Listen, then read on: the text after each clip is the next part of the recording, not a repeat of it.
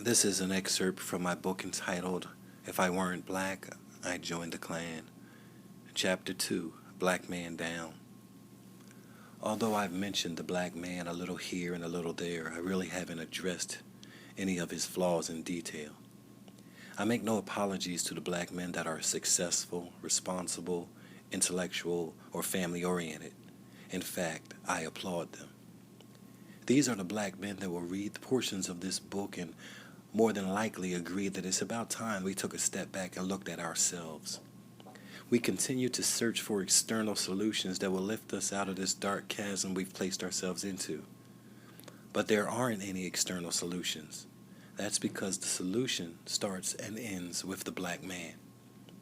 It is the black man that has deteriorated this race, devalued our women, abandoned our children, failed to prioritize priorities, made a mockery of our proud heritage, manufactured conspiracies, and stifled our progression in society as a whole. Here we stand, a nation governed by the leadership of a black president of the United States, and black-on-black crime is soaring, drug use amongst blacks is rising, teen pregnancy amongst blacks is at an all-time high, and the self-inflicted detriments done to our race is continuous. While black enrollment in colleges are slightly increasing, the dropout rate in high school is at an all-time high as well. That simply means that those that are determined to stay in high school do not see furthering their education as an option. It is a necessity to them. Unfortunately, the numbers are small. Again, this falls back on the black man and our failure to lead our people by example. Because of our lack of leadership, we've allowed the youth of our generation to dictate almost every aspect of our culture. The paradigm for parental and adult leadership has shifted so extensively that young black men and women are creating a new set of rules that govern the very infrastructure of the black household. Black men are becoming slaves to their lusts, vainly attempting to recapture a youth not worth revisiting. It's too common to see grown black men sporting saggy jeans, skinny or straight, fitted ball caps with do-rags underneath, still partying at the clubs over the age of 45 with wives and hungry kids at home, chasing women younger than their daughters and spending money that should be used at home, making promises in the streets that they haven't even kept at home. What's even worse is they have always seemed to have a dedicated woman in the house. The average black man has a misplaced arrogance that he believes is hidden from society. His demeanor exudes confidence, and he is often seen as physically and mentally strong. The problem is, those qualities are no longer seen as a threat to white society, but the very attributes that continue to aid in the black man's fall in society. Those attributes that I mentioned were once the catalyst that propelled the black man onto and sometimes over the threshold of equality and dominance. He was confident in achieving his goals, confident in earning an education, confident in attaining the successes once thought to be unattainable because of our place in society as a race. The black man was arrogant in his ability to beat the white man at his own game, disregarding the mundane to achieve excellence, forsaking the tangibles by placing value on the intangibles. He didn't blame society, his environment, or circumstances on his inability to succeed in life. He acknowledged the fact that in order to achieve greatness, he would have to strive twice as hard as his white counterparts. By any means necessary, stay within the legal and moral boundaries of society. When I speak of misplaced arrogance, I am speaking of a sad truth.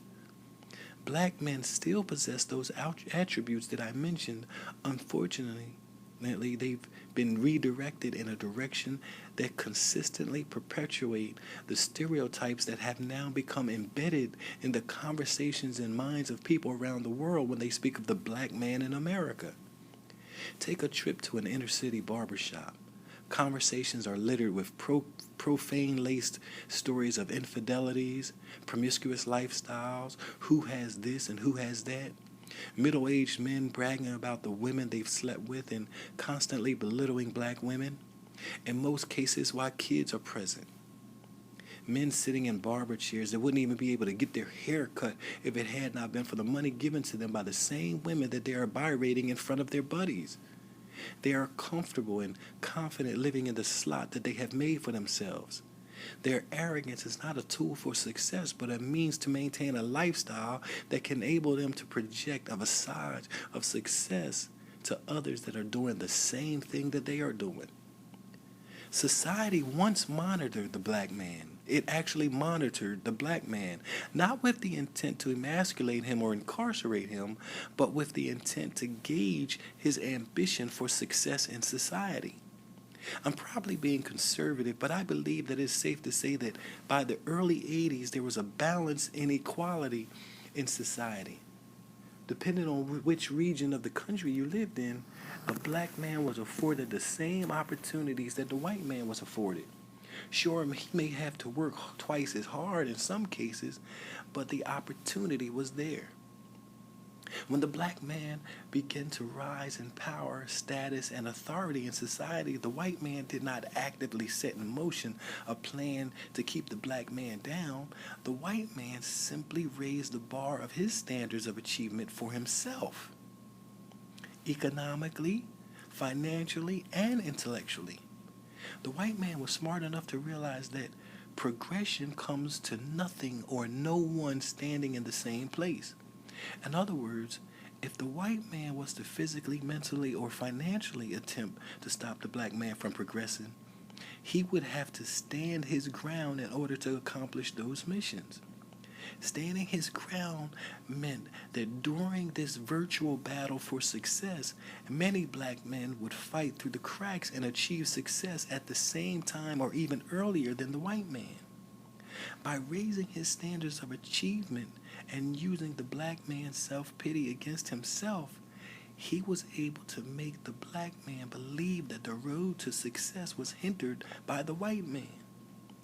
Being that the gap between the white man and his successful endeavors were widened, it appeared that the gap between white privilege and authority and black poverty and stagnation was widened. While the white man continued to reach higher heights in society, the black man dusted off his race card and waved it in society's face while going nowhere. You can't raise the flag of racial injustice when the entire world is watching you kill off your own race, abandon your children, disrespect your women, and enter into the penal system at an alarming rate. For reasons I still don't understand, at the smell of racial injustice, the black man continues to call upon the dynamic duo of racial injustice. Two laughable men that tend to show up only after the media has made a circus of a valid complaint. These self-appointed leaders of black America are not taken seriously by white America and actually diminish the importance of any occurrences that they attach themselves to. The black man must first lead as an individual before he can call on someone to lead him as a people. We must understand that when we permit someone to represent us as a race, the blemishes of his or her lives and actions are perceived to be the blemishes of our race. It is unfair to put a blanket over our race because of the actions of one person. No, but if we choose to put someone at the forefront of our battles, when they fall, we fall. The black man must ascribe to individual accountability and an expansion of accountability. He must not only be accountable for his own actions, but for the actions of those that are under his roof and in his care. Once accountability is embedded into every aspect of his life, he should ensure that his children mirror him. The black man has the ability to redirect future generations that are destined for failure if we remain on this course.